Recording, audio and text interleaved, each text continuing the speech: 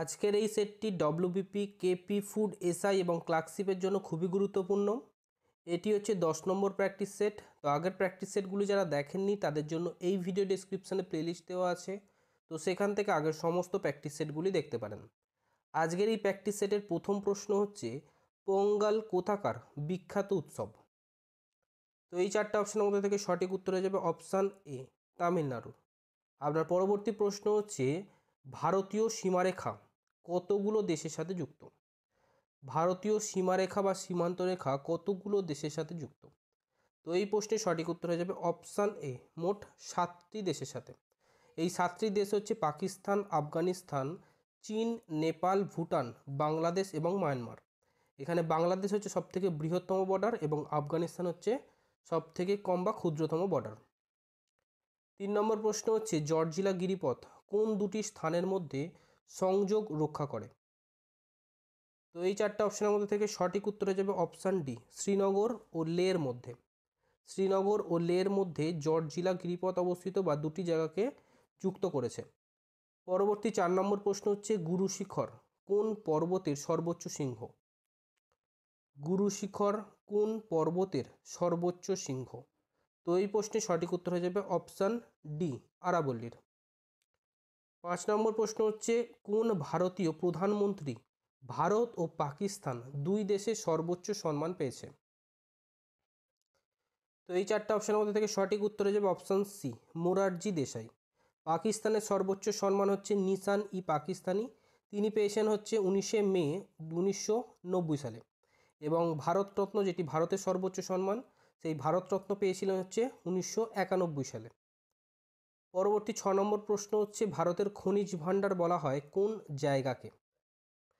ভারতের খনিজ ভাণ্ডার বলা হয় কোন জায়গাকে? তো এই চারটা অপশনের মধ্যে থেকে সঠিক উত্তর হয়ে যাবে অপশান বি, ছোটনাগপুর মালভূমিকে। ছোটনাগপুর মালভূমিকে ভারতের খনিজ ভাণ্ডার বলা হয়। অপশান বি হবে সঠিক উত্তর। পরবর্তী 7 নম্বর প্রশ্ন হচ্ছে, সংসদের যৌথ অধিবেশনের সভাপতিত্ব করেন কে? সংসদের যৌথ অধিবেশনের সভাপতিত্ব করেন কে? তো এই চারটা অপশনের মধ্যে থেকে সঠিক উত্তর হয়ে যাবে অপশান সি, রাজ্যসভার চেয়ারম্যান। অপশান সি হয়ে যাবে এই প্রশ্নের সঠিক উত্তর। নেক্সট 8 নম্বর প্রশ্ন হচ্ছে, ক্যান্সার দিবস কবে পালন করা হয়? ক্যান্সার দিবস কবে পালন করা হয় বা পালিত হয় কবে? তো এই চারটা অপশনের মধ্যে থেকে সঠিক উত্তর হয়ে যাবে option A, 4 February. Option A হবে সঠিক উত্তর। নেক্সট 9 নম্বর প্রশ্ন হচ্ছে, ন্যাফা কোন প্রদেশের পুরনো নাম? ন্যাফা কোন প্রদেশের পুরনো নাম? তো এই প্রশ্নের সঠিক উত্তর হবে অপশান সি, অরুণাচল প্রদেশের। অপশান সি হবে সঠিক উত্তর। নেক্সট 10 নম্বর প্রশ্ন হচ্ছে, মত্তবিলাস প্রহসনের লেখককে? মত্তবিলাস প্রহসনের লেখককে? তো এই প্রশ্নের সঠিক উত্তর হয়ে যাবে option C, Mahendra Barman. Option C হবে এই প্রশ্নের সঠিক উত্তর। নেক্সট 11 নম্বর প্রশ্ন হচ্ছে, ভারতীয় কৃষিকাজের প্রাচীনতম নিদর্শন কোথায় পাওয়া গেছে? চারটে অপশানের মধ্যে থেকে ভারতীয় কৃষিকাজের প্রাচীনতম নিদর্শন কোথায় পাওয়া গেছে? এই প্রশ্নের সঠিক উত্তর হয়ে যাবে অপশান ডি, মেহেরগড়ে। নেক্সট 12 নম্বর প্রশ্ন হচ্ছে, খাজুরাহ মন্দিরগুলি বা মন্দিরটি কিসের সাথে সম্পর্কিত বা কোন ধর্মের সাথে সম্পর্কিত? তো এই প্রশ্নের সঠিক উত্তর হয়ে যাবে অপশান সি, হিন্দু ও জৈন ধর্মের সাথে খাজুরাহ মন্দিরটি সম্পর্কিত। নেক্সট 13 নম্বর প্রশ্ন হচ্ছে, পশ্চিমবঙ্গের উচ্চতম স্থানটির নাম কি? পশ্চিমবঙ্গের উচ্চতম স্থান এর নাম কি? তো এই প্রশ্নের সঠিক উত্তর হয়ে যাবে option A, Sandakphu. Option A হয়ে যাবে সঠিক উত্তর। এই সান্দাকফুর উচ্চতা হচ্ছে 3630 মিটার। নেক্সট 14 নম্বর প্রশ্ন হচ্ছে, প্রাচীন ভারতের কোন রাজা দ্বিতীয় পরশুরাম হিসাবে বা পরশুরাম নামে পরিচিত?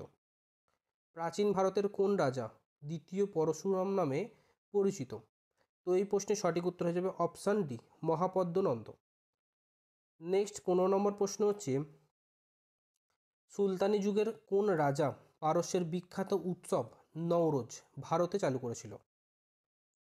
তো এই চারটা অপশনের মধ্যে থেকে সঠিক উত্তর হয়ে যাবে অপশান বি, গিয়াসউদ্দিন বলবন। গিয়াসউদ্দিন বলবন নওরোজ উৎসব ভারতে চালু করেছিল। তো অপশান বি হবে এই প্রশ্নের সঠিক উত্তর। নেক্সট 16 নম্বর প্রশ্ন হচ্ছে, মুঘল সম্রাট শাহজাহানের পত্নী মমতাজের আসল নাম কী ছিল? তো এই চারটে অপশানের মধ্যে থেকে সঠিক উত্তর হয়ে যাবে option B, Arjuman Banu. Option B হবে এই প্রশ্নের সঠিক উত্তর। 17 নম্বর প্রশ্ন হচ্ছে, ভারতে বের হওয়া প্রথম সংবাদপত্রের নাম কি? ভারতের বের হওয়া বা ভারতের প্রথম সংবাদপত্রটির নাম কি? তো এই প্রশ্নের সঠিক উত্তর হয়ে যাবে option A, the Bengal gazette. The Bengal গেজেটের সম্পাদক ছিলেন হচ্ছে বা প্রকাশ করেছিলেন হচ্ছে জেমস হিকি। এটি 1780 থেকে 82 সাল পর্যন্ত এটি চলেছিল বা এই সংবাদপত্রটি প্রকাশিত হয়েছিল। পরবর্তী 18 নম্বর প্রশ্ন হচ্ছে, কোন রাজ্যের তপশিলি উপজাতি শ্রেণীভুক্ত জনসংখ্যার আনুপাতিক হার সর্বোচ্চ? চারটে অপশনের মধ্যে থেকে কোন রাজ্যের তপশিলি উপজাতির হার সর্বোচ্চ? তো এই প্রশ্নের সঠিক উত্তর হয়ে যাবে অপশান ডি, মিজোরামে। নেক্সট 19 নম্বর প্রশ্ন হচ্ছে, হাইকোর্টের বিচারপতিদের অবসর গ্রহণের বয়স কত? হাইকোর্টের বিচারপতিদের অবসর গ্রহণের বয়স কত? তো এই প্রশ্নের সঠিক উত্তর হয়ে যাবে অপশান ডি, 62 বছর। আর সুপ্রিম কোর্টের হলে 65 বছর। 20 নম্বর প্রশ্ন হচ্ছে, কোন সুলতান জগৎগুরু আখ্যায়িত হন বা জগৎগুরু নামে পরিচিত ছিলেন? তো এই প্রশ্নের সঠিক উত্তর হয়ে যাবে option B, Adil Shah. Option B হবে সঠিক উত্তর। পরবর্তী 21 নম্বর প্রশ্ন হচ্ছে, ইন্টারপোল এর সদর দপ্তর কোথায় অবস্থিত? ইন্টারপোল এর সদর দপ্তর কোথায় অবস্থিত? তো এই প্রশ্নের সঠিক উত্তর হয়ে যাবে অপশান সি, ফ্রান্সের লয়েনে। অপশান সি হয়ে যাবে সঠিক উত্তর। নেক্সট 22 নম্বর প্রশ্ন হচ্ছে, ভারতের সবুজ বিপ্লবের জনক কাকে বলা হয়? ভারতের সবুজ বিপ্লবের জনক কাকে বলা হয়? তো এই প্রশ্নের সঠিক উত্তর হয়ে যাবে অপশান এ, এস স্বামীনাথনকে। অপশান এ হবে সঠিক উত্তর। নেক্সট 23 নম্বর প্রশ্ন হচ্ছে, পঞ্চবার্ষিকী পরিকল্পনার সূচনাকালে ভারত কোন দেশের অনুকরণ করেছিল? অর্থাৎ পঞ্চবার্ষিকী পরিকল্পনা কোন দেশের অনুকরণে তৈরি? তো এই চারটে অপশানের মধ্যে থেকে সঠিক উত্তর হয়ে যাবে অপশান ডি, রাশিয়ার অনুকরণে। নেক্সট 24 নম্বর প্রশ্ন হচ্ছে, কোন ভিটামিন তাপের প্রভাবে বিনষ্ট হয়? চারটে অপশানের মধ্যে থেকে কোন ভিটামিন তাপের প্রভাবে বিনষ্ট হয়? তো এই প্রশ্নের সঠিক উত্তর হয়ে যাবে option C, vitamin C. Next 25 নম্বর প্রশ্ন হচ্ছে, কোষ বিভাজনের কোন দশায় ডিএনএ সংশ্লিষ্ট হয়? কোষ বিভাজনের কোন দশায় ডিএনএ সংশ্লিষ্ট হয়? তো এই প্রশ্নের সঠিক উত্তর হবে অপশান এ, ইন্টারফেজ দশায়। তো এই হচ্ছে আজকের গুরুত্বপূর্ণ 25টি প্রশ্ন। ভিডিওটি ভালো লাগলে লাইক করবেন এবং আপনার ফ্রেন্ডদের সাথে ফেসবুক হোয়াটসঅ্যাপে শেয়ার করবেন।